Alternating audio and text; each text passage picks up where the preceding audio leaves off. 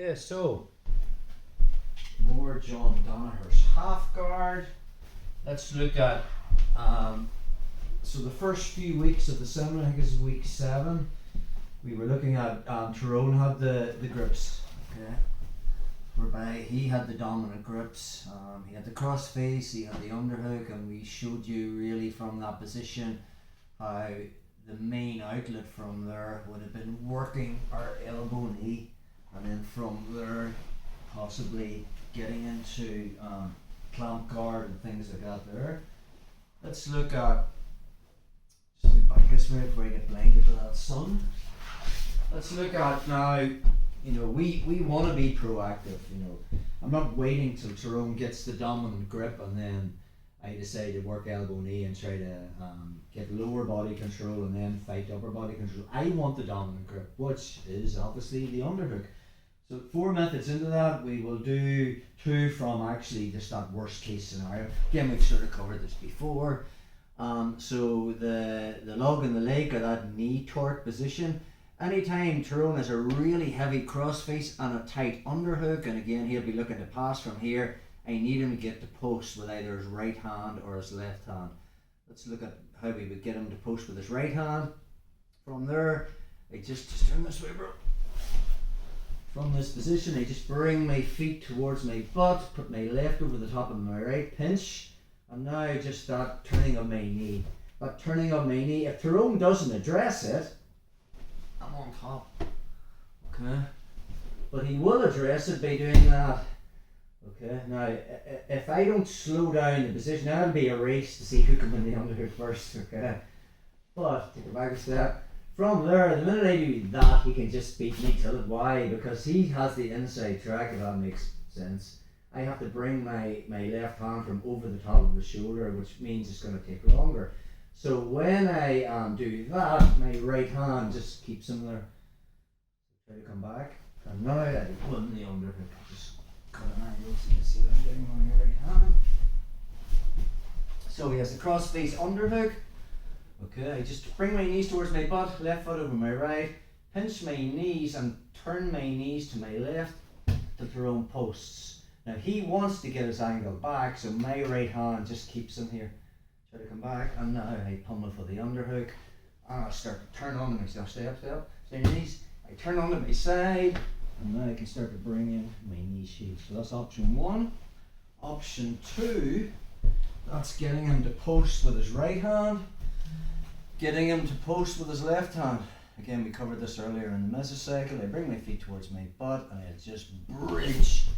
Now he has to post from that position. Again, inside control. Left hand comes inside. Try to get close. I've framed, and now I can hip out and start to bring in my knee sheath. Simple as that. So again, obviously if Tyrone doesn't address posting with his left hand, I'm just going to bridge and come up on top. I'm looking at reaction, I'm looking at open elbow, so when I bridge and he posts, right hand comes inside. And now from there, I will pummel my frame to the inside. Now I can push away and start to bring in my knee sheath. That's our second method. Third method is I have a high knee sheath. So again, from a passing perspective, Tyrone wants to get close to me. So from there, I'm just keeping my left knee in his right shoulder. My left hand will come and grab his tricep, and my right hand controls that, so he doesn't cross face me. So now, just turn this way around.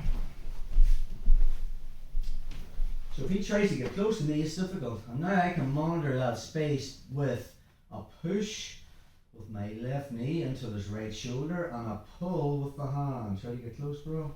Also, my knee will go on his hip, box principle. So anytime he tries to put his body weight on me, and I can kind of ride that movement. So how do we run the underhook from there? Obviously I kick out, but already Tyrone has the underhook on me. So from that position, my hand has to come to the inside. And now as I kick up, I win that underhook. Again, my goal when I kick up is I want to put my left ear in his chest, and my free right hand has to control this, otherwise he's going to be hugging my head. So once we're in this high knee shield position, the hand positioning that Danagher favours is he grabs the tricep on both arms. Tyrone tries to get close to me, difficult. And now from there, as I kick up on my left leg, my left hand comes to the inside. My goal is to get my ear in his chest as I monitor that wrist. And then from that position, I can start to play my whole half guard game. That is a high knee shield. Let's look at the low knee shield. So another way of playing it, especially in no gi, would be to cross my ankles, and instead of my knee being in his right shoulder, it's going to be in his right hip. Again, if Tyrone wants to get close to me, I'm making inside frames with my arms. And now from that position, as I kick up, my left arm comes inside, and again I'll probably be playing the leech hook and all that stuff. The way you want to be thinking about playing your half guard is, if I'm on my shoulder, it's more than likely that my inside hook, my right hook, will be controlling Tyrone's right leg, keeping it inside the half guard. Usually when you build the base up to your elbow and you want that tight waist grip, I'll switch, and then my outside hook will keep him inside my half guard. And we'll look about the trilemma in the next vid. So that is the battle of winning the underhook. So the person on bottom gets the dominant grip and then can start working their sweeping game.